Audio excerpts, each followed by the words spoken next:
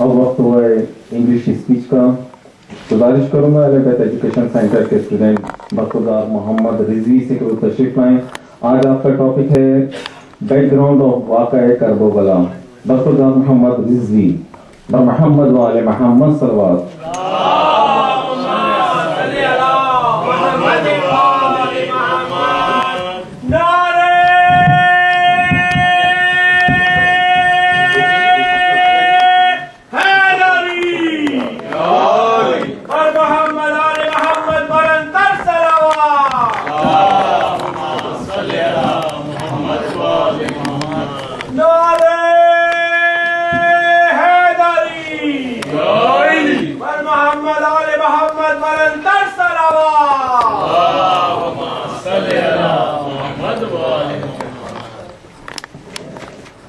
السلام علیکم. اس طرح رنگی ہوئی خون سے زمین کربلا, آسمان سے ہو گئی اونچی زمین Karbala. The evil seed which led to the tragedy of Karbala were planted by Muawiyah, the son of Abu Sufyan and Hinda. Muawiyah died in 68 age. Right before his death, he appointed his son Yazid as the next Khalifa. Yazid was much worse than his father. Yazid was determined to destroy Islam. As soon as Yazid became Khalifa, he wrote to the governor in Medina telling him to ask Imam Hussein to accept Yazid as Khalifa. It was Imam's duty to defend and save Islam, so he refused to accept Yazid as Khalifa. Yazid was very angry. He wanted to kill the Imam. After receiving threats in Medina, the Imam left for Hajj on the 28th of Rajab. On his way, he received many letters from the people of Kufa inviting him to rule. The Imam sent Muslim bin Aqil. In Makkah, the Imam began receiving more threats, so he changed his Hajj to Umrah and left Makkah. In the meantime, Yazid sent Ubaydullah ibn Ziyad to become the governor of Kufa. Ubaydullah turned Kufa against the Imam and he killed Hazrat Musa bin Aqil. Then he sent some soldiers to force Imam Hussein's caravan to Karbala. Our Imam arrived in Karbala on the 2nd of Muharram and he bought the land. Imam spoke to the people of Karbala and said, Yazid's soldier will fight against us and we will be killed. They will fight and they will not bury us. I request a favor from you. Please come out of your homes and bury our bodies. My second request is that you take care of the people who will visit our graves. Salat.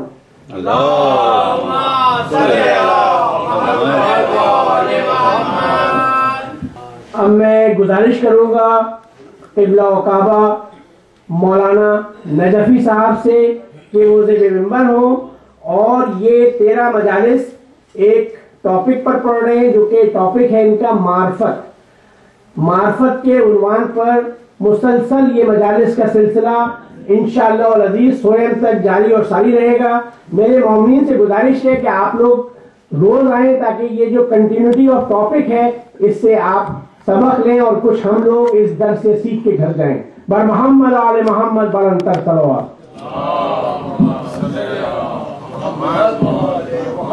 نعرہ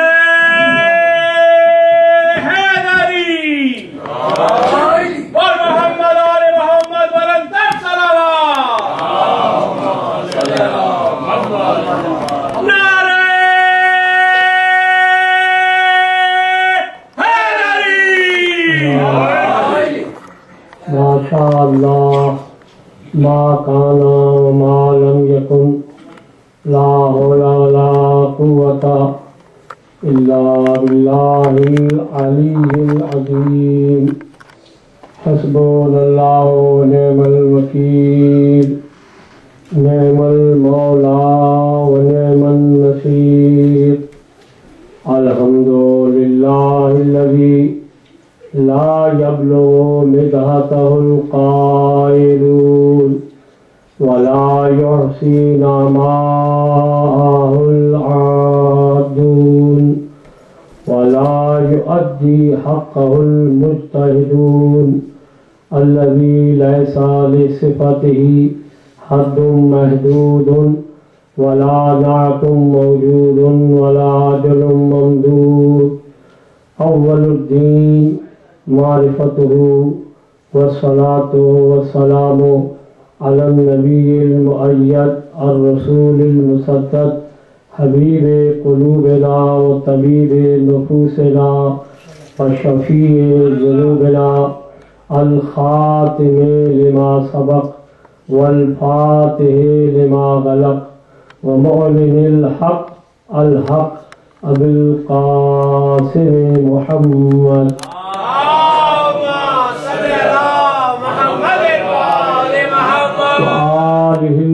मासूमीन अल्लज़ीना अज़हबल्लाहु अन्हुमुर रिज्स व तहहरहुम तत्हीरा।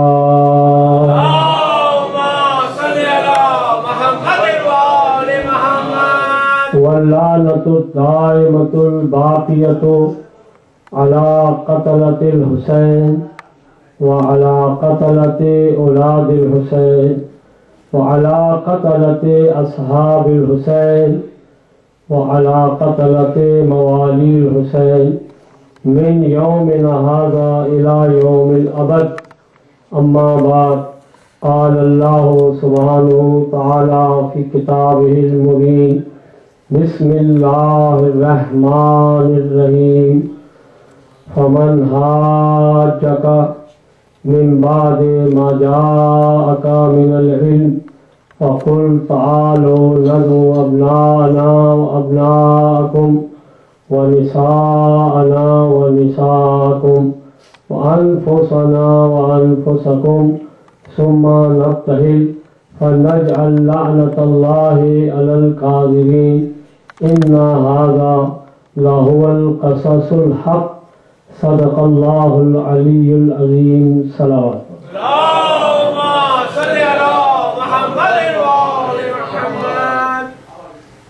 मारिफत कुरान मजीद में और अहले बैत के कलाम में बहुत तवील सिलसिला है और ग्रीक फ़िलासफ़ी में भी और मुफ़क्किरीन के नज़दीक भी ये एक बड़ा साइंटिफिक और फ़िलासफ़िकल सब्जेक्ट है।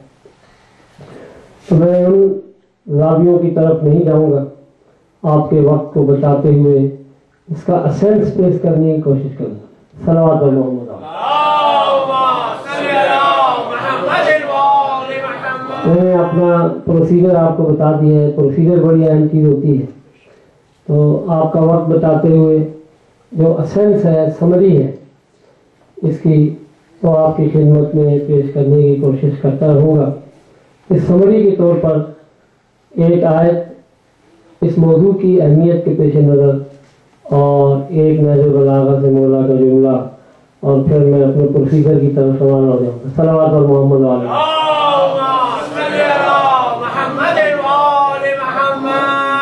51 सूरह ज़ारियात इरशाद रब्बुल इज़्ज़त है वमा खलक़तुल जिन्ना वल इंसा इल्ला लियअबुदून।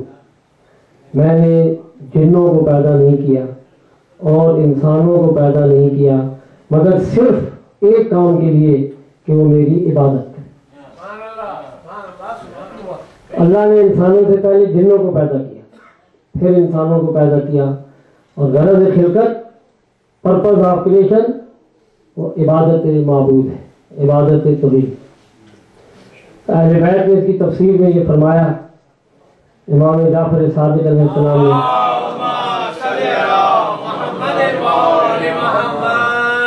कि अफज़लुल अमल बादल मारिफत अस्सलात, नमाज अफजल तरीन अमल है मारिफत के बाद। नमाज से भी अफजल अगर कोई अमल है तो वो मारिफत, मारिफत ही इबादत है। जो बेमारिफत इबादत होती है वो बुत परस्ती होती है। जितने भी बातिल परस्ती करने वाले हैं उनकी पहचान यही है कि वो बगैर मारिफत के वो अपने जोन में वो भी इबादत कर रहे हैं, लेकिन क्योंकि बगैर मारिफत के कर रहे हैं तो वो इबादत नहीं, बुत परस्ती कर रहे हैं। इबादत हकीकत में वो है जो मारिफत के बाद है। सलावत पर मोहम्मद वाले।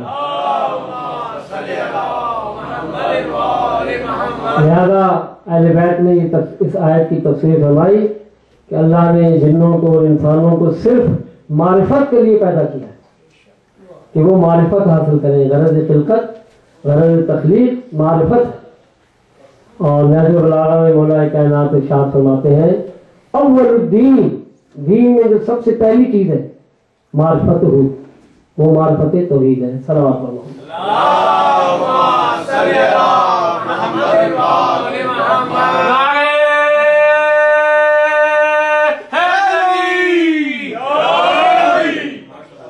تو معرفت چونکہ پنتن پاک کے بغیر ہو نہیں سکتی، یہ معرفت کا شعبہ پنتن پاک کا شعبہ ہے، لہذا ہم نے اس آیت کا انتخاب کیا ہے جو معرفت کا وسیلہ ہے.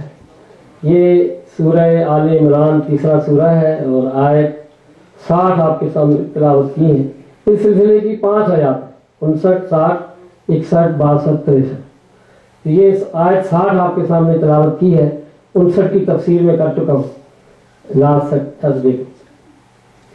تو 60 کی تفسیر میں خدا کا ارشاد ہے فمن حاجک، جو ڈسپیوٹ کرے، آرگومنٹ کرے، من بعد ما جاءک من العلم، علم آنے کے بعد بھی ڈسپیوٹ کرے.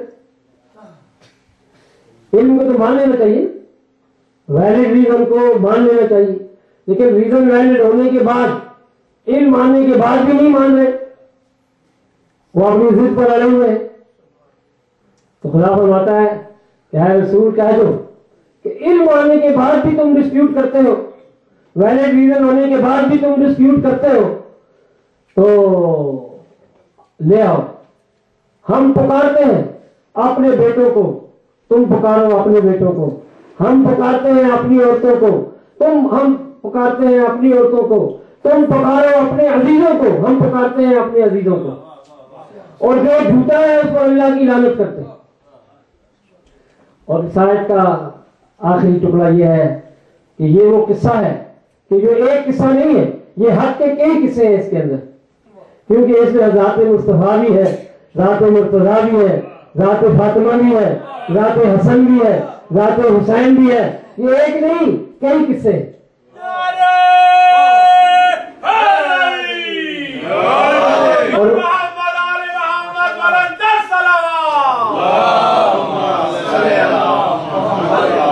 اور یہ حق کے قصے، حق کے قصے. اور اللہ نے یہ قصے اس لیے بیان کیے کہ تمہیں معرفت حاصل ہو. تو اللہ نے یہ پیغام دیا کہ اگر تم علم کو نہیں مانو گے تو میں پھر اپنا کردار پیش کروں گا. تم علم کو نہیں مانو گے میں کردار سے ثابت کروں گا. اگر تم کتاب ثابت کو نہیں مانو گے تو میں قرآن ناطق کو لے کے آؤں گا. اگر تم قرآن کو نہیں مانو گے تو میں عطرت و اہل بیت کو لے کے آؤں گا. اگر تم محمد رسول اللہ کو نہیں مانو گے تو میں فاطمہ سید نساء العالمین کو لے کے آؤں گا. اگر تم محمد رسول اللہ کو نہیں مانو گے تو میں حسن حسین سیدہ شباب اہل جنہ کو لے کے آؤں گا. اگر تم محمد رسول اللہ کو نہیں مانو گے تو میں علی ولی اللہ کو لے کے آؤں گا.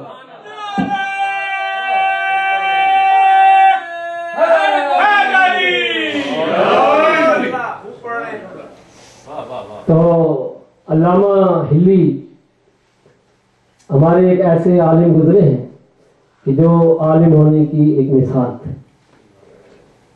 کہ امام مہدی علیہ السلام نے ان کو علامہ ہونے کا لقب امام نے دیا. ویسے تو ہر ایک اپنی مرضی میں کوئی نبی بنے بیٹھے، کوئی امام بنے بیٹھے ہیں، کوئی علامہ بنے بیٹھے ہیں، کوئی کیا کیا اپنے ذہن میں اپنے خیال میں جو کچھ بنے بیٹھے. لیکن ہے وہ بات کہ جو صاحب سند ہو وہ سند دے. تو علامہ جس کو امام معصوم کے ہیں حقیقت میں وہ علامہ ہے. اپنے آپ کو پتہ نہیں کیا کیا سمجھتے رہے، اپنے خیال میں جو کچھ بھی بنتے رہے. تو کس موقع پر علامہ ہلی کو امام زمانہ نے سند دی؟ وہ موقع یہ ہے کہ حدیث میں ہے کہ پاگلوں کو اور بے تمیز بچوں کو مسجد سے دور رکھو. عربی میں ہے جنب المساجد الصبیان والمجانین.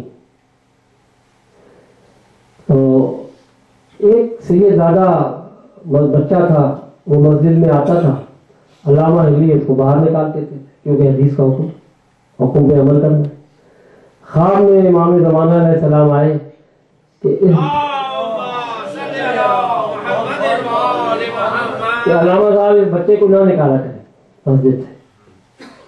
اور دوسرے دن آیا، بچے کو پھر نکال دیا، تیسرے دن آیا پھر نکال دیا، پھر امام زمانہ علیہ السلام خواب میں آئے تو علامہ علی نے دستہ کہا، بولا خواب میں کیوں حکم دیتے ہیں، ظاہر ہو کر حکم دیں، کیونکہ جو پہلے کا حکم ہے اس کو ہم سپرسیڈ کر دیتے ہیں، منسوخ کر دیتے ہیں اور آپ کے حکم پر عمل کرتے ہیں۔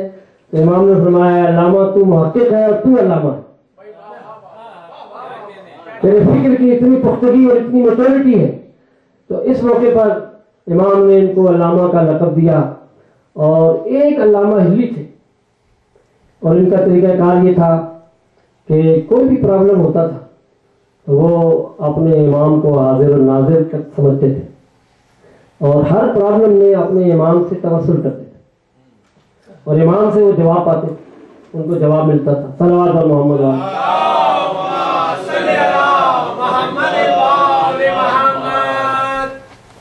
تو ہر مسئلے میں امام زمانہ سے رجوع کرتے تھے۔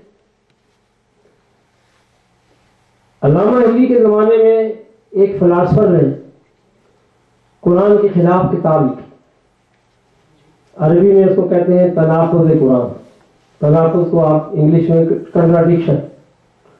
تو قرآن میں کنٹراڈکشن، اور اللہ نے قرآن میں دعویٰ کیا ہے کہ قرآن اللہ کا کلام ہے، دلیل یہ ہے کہ اس میں کنٹراڈکشن نہیں۔ کلام اللہ میں کنٹراڈکشن نہ ہونا یہ اس کے اللہ کی طرف سے ہونے کی دلیل ہے۔ تو اس نے ایک کتاب لکھی کہ قرآن مجید میں کنٹراڈکشن۔ تو اس زمانے میں پریس تو تھا نہیں کہ کاپیاں بنا دیتے تھے، 100، 1000، 500۔ ایک کتاب اس نے اپنے ہاتھ سے لکھی اور وہی اپنے شاگردوں کو اس کو مس گائیڈ کرتا تھا۔ تو علامہ علی عالم کی ذمہ داری ہوتی ہے کہ وہ گمراہی کو دور کرے، علم کو پھیلائے۔ علامہ علی اپنی ذمہ داری کا احساس کرتے ہوئے بڑے بے چین تھے کہ وہ قرآن کے خلاف پروپیگنڈا کر رہا ہے، مس گائیڈ کر رہا ہے، اور مجھے اس کو جواب دینا چاہیے، لیکن کتاب ہی میرے پاس نہیں ہے، مطالعہ ہی نہیں ہے، اس کے اندر ہے کیا، تو میں جواب اس کو کیسے دوں۔ بہرحال آپ نے ایک شاگرد کو ہدایت کی تو وہ کتاب اس سے وہ لے کر آیا۔ تو علامہ علی نے رات کو اس کتاب کو لکھنا شروع کیا، وہ 1000 صفحے کی کتاب تھی۔ انسان ہے، لکھتے لکھتے اونگ آ گئی، سو گئے، جب صبح اٹھے تو اس کتاب پہ لکھا ہوا تھا، اس کتاب کو امام محمد مہدی نے مکمل کیا۔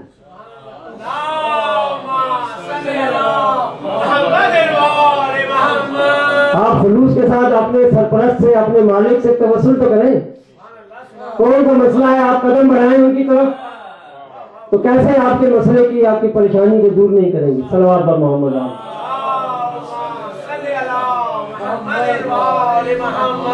تو یہ علامہ علی نجف اشرف کے مرجع تھے، دینی آلہ۔ تو ان کے زمانے میں کت خدا بادشاہ کا نام تھا، وہ دوسرے خلیفہ کے زمانے سے یہ ملک اہل سنت کا چلا آ رہا تھا۔ تو بادشاہ کو ایک فیملی پرابلم پیش ہوا، میاں بیوی میں، ملکہ میں، بادشاہ میں آن بن ہو گئی، اور انہوں نے ان کو سخت الفاظ، جدائی کے الفاظ کہہ دیے، سیپریشن کے الفاظ کہہ دیے، اور بعد میں جب غصہ اترا، کیونکہ غصہ پاگل پنا شروع ہوتا ہے غصے سے اور ختم ہوتا ہے پشیمانی پر، اسی کو جنون کہتے ہیں کہ غصے سے شروع کرتا ہے اور پشیمانی پر ختم کرتا ہے۔ تو اب تھا بادشاہ غصے میں ملکہ کو سیپریٹ کر دیا اور بعد میں پشیمان ہو رہا ہے۔ اس نے مختلف علماء سے مشورہ لیا، سب نے کہا بھی اب تو حلالہ کرنا پڑے گا۔ بادشاہ نے کہا تو بڑی بے غیرتی کرنی ہے، بادشاہ تھا نا، وہ تو ڈر سے بات نہیں کرتا، اس نے بولا یہ تو بڑی بے غیرتی ہے کہ ملکہ کا حلالہ کرو پھر میرے وہ طلاق دے اور پھر میرے پاس آئے۔ اس نے اپنے وزیر سے کہا بھی یہ پرابلم حل کرو، ہمیں ہماری ذمہ داری ہے، میں ملکہ کے بغیر رہ نہیں سکتا، اور ملکہ کو یہ میں غلطی کر بیٹھا، اب اس کی تلافی کیسے ہو۔ تو ایک وزیر نے کہا کہ نجف اشرف میں ایک علامہ ہلی ہے، وہ آپ کو حقیقت بتائیں گے۔ اگر آپ حقیقت کی معرفت حاصل کرنا چاہتے ہیں، معرفت، تو آپ باب نجف علی ابن ابی طالب سے رجوع کریں۔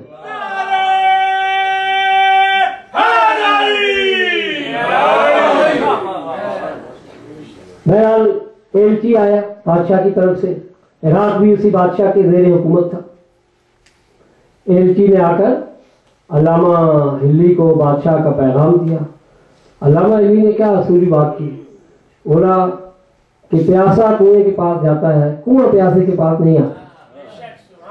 مجھے ضرورت پڑتی تو میں ان کے پاس جاتا بہن میں، بادشاہ کو ضرورت ہے تو وہ میرے پاس آئے، میں کیوں جاؤں؟ اور دوسرا ریزن یہ ہے کہ تعلیم دینے سے بڑا کوئی کام نہیں، تو میں تعلیم چھوڑ کر اپنے شاگردوں کو فارغ کر کے اور میں بادشاہ کے دربار میں مجھے کتنے نفروں کا ثواب ملے، یہ جواب لے کر گیا بادشاہ کے پاس۔ تو بادشاہ نے یہ محبت، علم کی محبت رکھتا تھا، اس کے نصیب میں علی ولی اللہ کا کلمہ پڑھنا تھا۔ علی ولی اللہ کا کلمہ وہ پڑھتے ہیں جو ماؤں کی شکم میں بھی سعادت رکھتے ہیں۔ مولا کے رجسٹر میں ان کے نام ہیں، قیامت تک وہ پیدا ہونے والے ہیں۔ بیان الوار میں ہے کہ مولا کائنات فرماتے ہیں قیامت تک جتنے مومنین پیدا ہوں گے میں ان کے اور ان کے باپ دادا کے ناموں سے واقف ہوں۔ تو اب اس کا رجسٹر میں مولا کے محبوں میں ان کا نام تھا، لہذا بادشاہ نے یہ جواب دیا کہ آپ کے جتنے اسٹوڈنٹس ہیں، اب اس زمانے میں بائی ایئر سفر تو تھے نہیں، زمینی سفر تھے، تو سفر میں جتنا ٹائم لگے آپ کا اور آپ کے تمام اسٹوڈنٹ کے سفر کا سپانسر میرے ذمہ، آپ کے تمام اخراجات میرے ذمہ ہوں گے دوران سفر۔ آپ اپنا درس بھی جاری رکھیں اور میری ہدایت کے لیے بھی تشریف لائیں، مجھے معرفت دینے کے لیے بھی تشریف لائیں۔ تو علامہ ہلی نے اس آپشن کو قبول فرمایا اور دوران سفر درس بھی جاری رکھا، تعلیم بھی جاری رکھی اور محل میں پہنچے۔ بادشاہ نے علامہ ہلی کے استقبال میں تمام جو بھی اس کی کنٹریز تھے، جتنے صوبے تھے، سب کے حکمرانوں کو، علماء کو، وزراء کو دعوت کی، سب کو جمع کیا۔ علامہ ہلی جب دربار میں آئے کت خدا بادشاہ کے، تو جوتے اپنے بغل میں لیے اور دربار میں داخل ہو آئے، بڑے بڑے سفید لمبی داڑھیوں والے، جن کی نظر صرف ہمیشہ تاریخ پہلو پر ہوتی ہے۔ یہ آپ جملہ مت بھولیے گا کہ تنگ نظر لوگ جو ہوتے ہیں ان کی نظر صرف تاریخ پہلو پر ہوتی ہے، وہ کسی خوبی پر نگاہ نہیں رکھتے، اسی کو نیرو مائنڈڈ کہتے ہیں، تنگ نظری کہتے ہیں۔ وہ تنگ نظر کہنے لگے کہ یہ علامہ تو بڑا بے ادب ہے، علماء بیٹھے ہیں، وزراء بیٹھے ہیں، بڑے بڑے حکام معززین بیٹھے ہیں اور جوتے جو ہے یہ اپنے بغل میں لیے جا۔ تو بادشاہ نے علامہ صاحب سے کہا، علامہ صاحب یہ لوگ تو دربار میں ایسی بات کر رہے ہیں۔ تو علامہ صاحب نے فرمایا کہ میں اس لیے بغل میں لیے جا رہا ہوں کہ کہیں میرے جوتے چوری نہ ہو جائیں۔ ٹھیک ہے، علامہ ہے نا وزڈم، اب انہوں نے بات شروع کر دی کہ کہیں جوتے چوری نہ ہو جائیں۔ تو بادشاہ کہنے لگا کہ یہ دربار کا معاملہ ہے، یا کوئی مسجد امام بارگاہ تو ہے نہیں کہ دربار میں جوتے آپ کے کیسے چوری ہو جائیں گے۔ تو علامہ صاحب نے فرمایا کہ آپ کا دربار دربار رسول سے بڑا نہیں ہے، رسول کے دربار میں بھی جوتے چوری ہو جایا کرتے تھے۔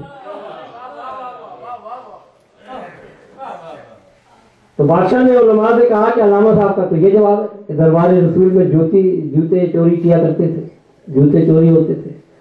وہ کہنے لگے یہ اور بڑی بدتمیزی ہے کہ دربار رسول میں کون جوتے چوری کرتا؟ کہا حنفی کرتا تھا۔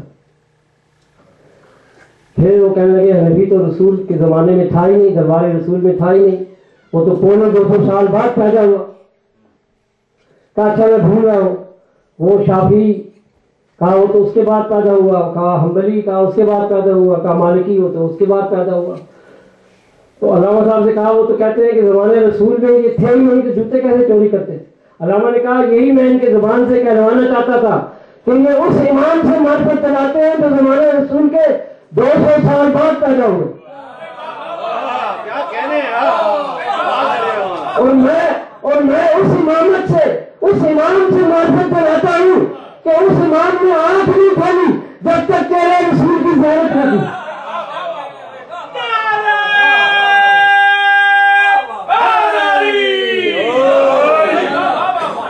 ہمارا ذریعہ معرفت وہ امام ہے کہ جس نے دنیا میں سب سے پہلے جس چیز کی زیارت کی وہ تیرے انور اقدس خاتم الانبیاء محمد مصطفیٰ صلی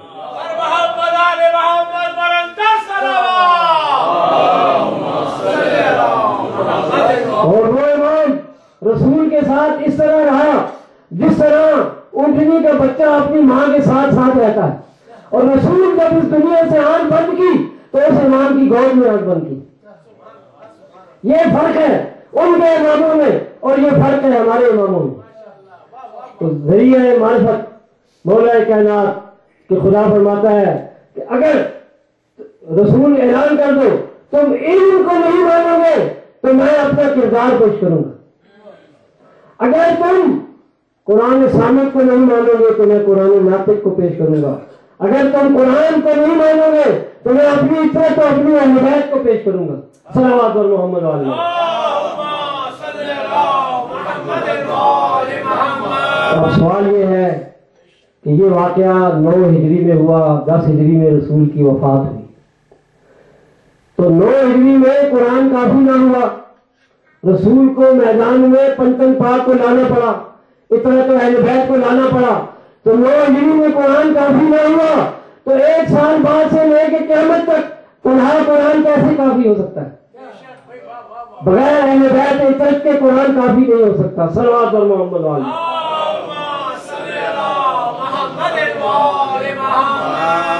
پھر فرمایا ندعو ابناءنا و ابناءکم، ہم پکارتے ہیں حسن و حسین کو، ہم پکارتے ہیں اے رسول کہہ دو، اللہ کہلوا رہا ہے رسول سے، ہم پکارتے ہیں حسن و حسین کو، ہم پکارتے ہیں فاطمہ الزہرا کو، ہم پکارتے ہیں علی مرتضیٰ کو۔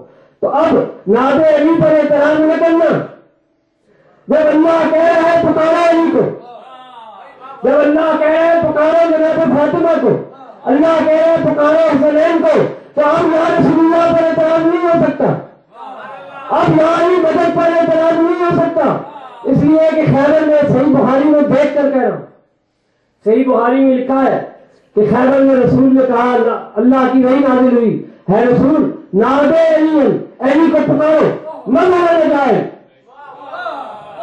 کہ علی کو پکارو کہ یا علی مدد پکارو ہے رسول، تم علی کو ہمیشہ مددگار پاؤ گے۔ صلوات بر محمد علیہ۔ تو جب یا علی مدد کے لیے اللہ رسول کو کہے پکارو اور رسول پکارے یا قائل علی یا والی الولی یا مگر نجائب یا مرتضی علی،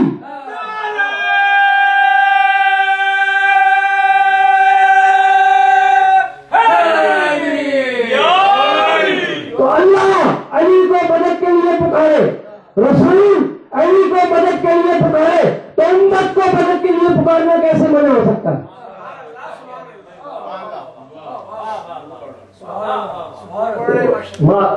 تو فرمایا کہ شروع میں اللہ نے فرمایا بیٹوں کو کہ اے رسول بیٹوں کو پکارو،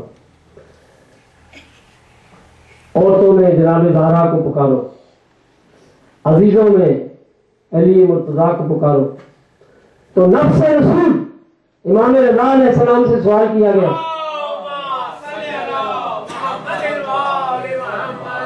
کہ علی ابن ابی طالب کے جانشین رسول ہونے کی دلیل کیا ہے؟ تو آپ نے اسی آیت کی تلاوت فرمائی کہ وہ نفس رسول ہے، رسول سارے انبیاء سے افضل، تو اس کا نفس بھی سارے انبیاء سے افضل قرار پائے کیونکہ وہ نفس رسول ہے۔ ایک دفعہ رسول اپنے صحابہ کی تعریف کر رہے تھے کہ سلمان فارسی کے فضائل بیان کر رہے تھے، ابو ذر کے مقداد کے بیان کر رہے تھے، کسی نے کہا یا رسول اللہ آپ علی کی تعریف نہیں فرما رہے، فرمایا وہ تو علی تو میرا نفس ہے، اپنے نفس کی اپنے منہ سے تعریف کرتے ہوئے اچھا نہیں لگتا۔ صلوات پر محمد و آل محمد۔ تو کیونکہ علی نفس رسول ہے اور رسول سارے انبیاء سے افضل ہے، تو نفس رسول سارے انبیاء سے افضل ہے۔ بنی امیہ کا جو بڑا جابر انسپیکٹر تھا وہ حجاج بن یوسف، حجاج بن یوسف جو بھی مولا علی سے محبت رکھتا ہو اس کو سزا دیتا تھا۔ ایک مومنہ تھی، اس کا نام تھا حرہ، اس کو سزا دینے کے لیے گرفتار کر کے لایا اور کہا کہ میں نے سنا ہے کہ تو علی مرتضیٰ کو تینوں سے افضل سمجھ۔ حرہ مومنہ نے جواب دیا کہ یہ مجھ پر تہمت ہے کہ میں علی کو تینوں سے افضل سمجھتی ہوں، کیونکہ مقابلہ تو اس سے ہوتا ہے جس میں کوئی فضیلت ہو، جن میں کوئی فضیلت ہی نہیں ہے ان کا علی سے کیا مقابلہ ہے؟ میں تو علی کو ابراہیم خلیل اللہ سے افضل سمجھتی ہوں، میں تو علی کو موسیٰ کلیم اللہ سے افضل سمجھتی ہوں، میں علی کو عیسیٰ ابن اللہ سے افضل سمجھتی ہوں۔ تو مقابلہ تو اس کا کیا جاتا ہے کہ جو مقابلے کے لائق ہو اور جو کسی لائق ہی نہ ہو اس کا مقابلہ۔ علی کا ان تینوں سے مقابلہ کرنا علی کی توہین۔ صلوات پر محمد علی۔